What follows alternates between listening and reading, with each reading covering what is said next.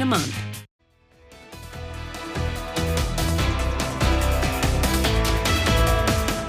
Welcome back. You're watching the local evening news tonight. A WDRB investigation uncovers new information about the old Louisville apartment building where 3 people died in a suspicious fire. In this story, you will see only here. Tamara Evans reveals what police didn't realize until we started asking questions.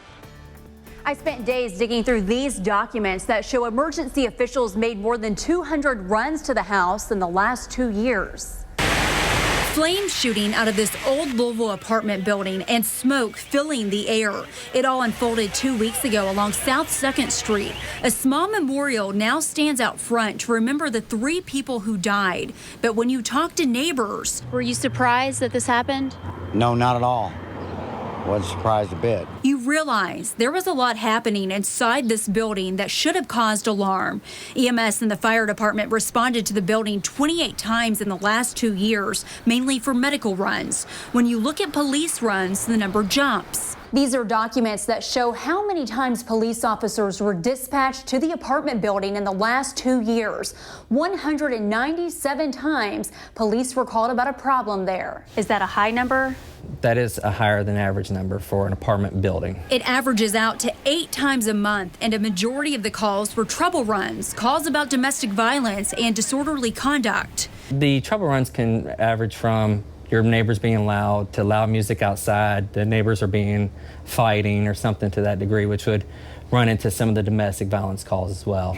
The 911 log detailing every time police responded to this address shows they were sometimes called 2 days in a row or even several times in one day. 2 trouble runs were made the week before the fire. One was a 911 hang-up call. The other was a call for the crisis intervention team. According to these documents, both were cleared without a report taken. Neighbors say there was a lot of trouble inside the building. Did you ever hear the fights going on? Oh, yes. I've had to call the police many times myself. They say it was common to see police at the apartment building. In fact, some expected it.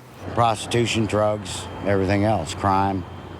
It's hard living next door to it. Of the 197 runs, we could only find 9 reports taken. They were for domestic violence, assault, drugs, and burglary. Sergeant Harry Webster tells WDRB that runs are often cleared without a report or ruled unfounded if officers can't get into the building or don't find an active situation. These buildings can be secured, requiring the entry of the occupants, and it could be a neighbor calling in on that building, so we can't get into that building to resolve the issue. Still, police say nearly 200 runs in 2 years is unusually high. Does it make you want to take a second look at this particular area? Absolutely. We've increased the amount of walking patrols.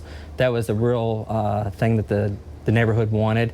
We've done that now. Each of the officers does 2 15-minute walks per day. Howard Rosenberg, chairman of the Old Louisville Neighborhood Council, says studies show crime in Old Louisville is not any higher than crime in the Highlands, New Lou, or Portland areas. He says the council tries to promote positive activity in the area and that members meet with police and council members to address the crime that they do have. We have meetings on a regular basis to deal with these issues.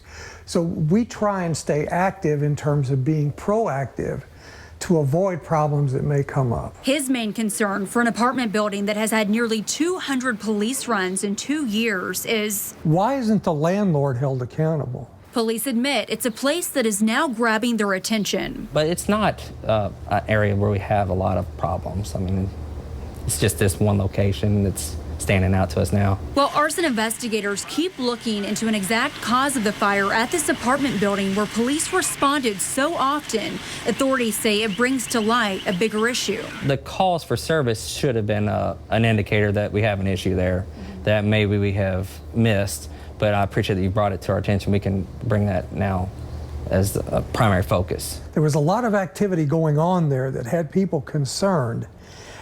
Maybe it wouldn't have turned out into being a fire, but that's problematic in and of itself. We tried to track down the landlord, but were not able to make contact with him. Tamara Evans, WDRB News.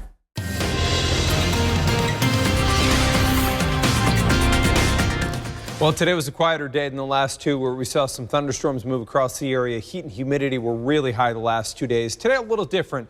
Still with